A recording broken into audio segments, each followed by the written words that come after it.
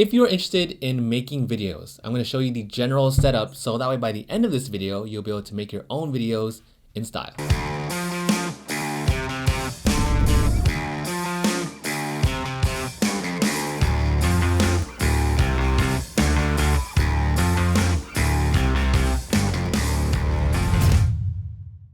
So I just did a video on camera settings, which I'll link right up here. And there's also another one I'll link down below for photography specifically. But both those videos covered the camera triangle, or ISO, aperture, and shutter speed. Now today, we're going to talk about general camera settings to get you ready to go.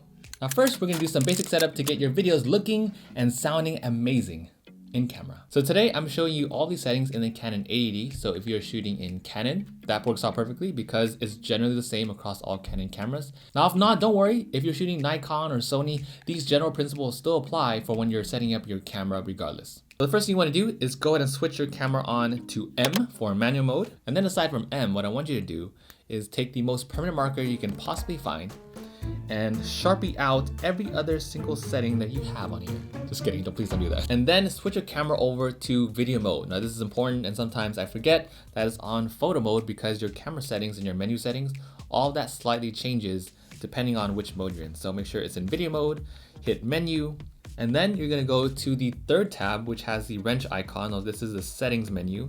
And in the very first tab, you'll see an option that says wireless communication settings. Now make sure you turn off your Wi-Fi if your camera has Wi-Fi capability.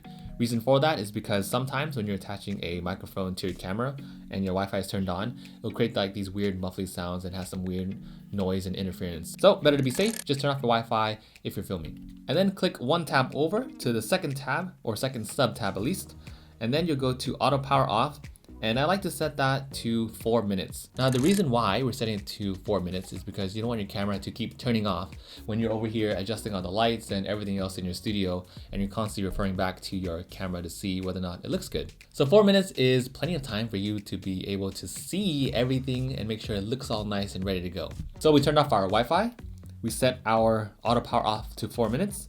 If you go one more tab over to the third tab, you'll see an option that says video system. What's key here is to make sure you set your settings for NTSC if you live here in the US. If you live pretty much outside the US, like Australia or Europe, set that to 4 PAL. Now these two settings just refer to like how your video broadcast format is. Now it's a good idea to check this, especially if you're buying international models of cameras. Those will automatically be set to 4 PAL. So if you live in the US and you bought an international model, make sure you set it to NTSC. If not, set it to PAL if you are outside the US. Now I know those are kind of boring things, but let's get to the more interesting stuff, which are the video quality settings. Now here is one major game changer. If you go to the first tab, the red tab that shows a camera icon, and you go to the third sub tab, under picture style, you'll see a bunch of settings: landscape, fine detail, neutral. Go to neutral and press info, and then it'll bring you up to another menu where you can adjust a bunch of different things. So here in this detailed setting, set your sharpness to 0, go to contrast and set it to right about here, which is 1 above the negative. Saturation, you're gonna do the same thing, 1 above the negative. And color tone, you can leave at 0. So what did we just do here? This important concept is called dynamic range. Ideally, you want your footage to look very flat, very desaturated in camera because it gives you more options to color grade in post. So dynamic range means how much you're able to manipulate all those colors in post. Just imagine this as a bigger canvas or more paint colors to choose from. Now, if your camera has option to shoot in log, that's probably the best. But if not, at least for this particular camera, it doesn't shoot in log format. So we can kind of simulate that by decreasing saturation, sharpness. Now that's a good thing because in Premiere or your video editing program, you'll probably have more flexibility to adjust all of those features. And it's probably better to adjust them in post than to depend on your camera to do that for you. Okay, so that was your picture profile, and then switch on over to the fourth tab. And now we're gonna look at autofocus. Now autofocus is easy. You can set this to face tracking. That way, everywhere you move, your autofocus will adjust accordingly. Whether or not you move towards the camera or behind the camera. I try not to move too much, but usually I'm kind of back and forth in my seat, like right here. Your camera will recognize your face and then track it wherever you plan to move during your videos. And then in the option right below it, it says movie recording quality. You want to set this to .mov if you are editing with a Mac. If you're editing on a PC, better to set this on MP4. Now they're typically about the same, just that MP4 has a little more compression. And then For movie recording size, make sure you set that to 23.98 if you are doing normal tripod footage where you're just setting a camera on a tripod and you're talking to the camera like how I'm doing now. Now the reason for that is because 23.98 reflects what we're able to see with our own eyes, aka it's the most natural looking frame rate. And then if you go back under the fourth tab again, you can go to sound recording. Now under sound recording, make sure you set that to manual if you're using a microphone, which you should, by the way. It's 10 times, a million times better than it is in camera. So go ahead and set that to manual mode. And then for recording level, you want to decrease it just a little bit below the middle line. Ideally, you want the sound level that's coming into your camera to hover around 12 decibels. And the last setting for sound is under the wind filter and attenuator.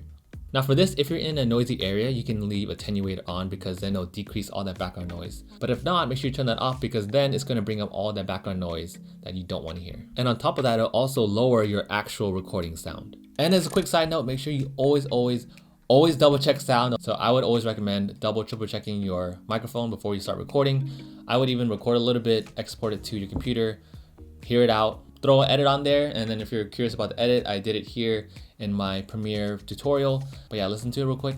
Make sure it sounds good before you continue with your recording. And the last thing you want to do, something that is still very, very important, is make sure your white balance is turned off of auto. If you don't do that, then your skin tone is going to change throughout the video. The lighting is going to look kind of funny. The colors will look kind of funny. So now it's okay to start off with auto white balance at first while you're learning. But the thing is, the more you edit, the more you're going to realize all these little nuances and you're going to realize that your skin is changing colors throughout the video and it just doesn't look good. So better to just set one specific white balance.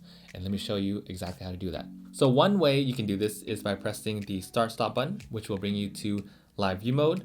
And then you'll press Q, and under Q, you'll see an option that says K on the right column. And from there, you can use your shutter wheel to adjust the color temperature. Now, if you scroll the wheel to the right, your color temperature number will increase, and in turn, your colors are going to get warmer. It's gonna be more yellow, it's gonna be more orange. It's gonna have warmer colors overall.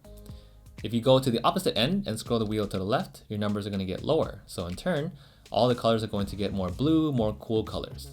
And that should get you ready to go. Now down below, I left a bunch of links to other videos that I think go hand in hand to help you set up the best quality videos you can. They are all designed to help you make amazing quality videos, and I hope you find all of them helpful. Let me know if you have any questions down in the comments below, and if not, I will see you all later.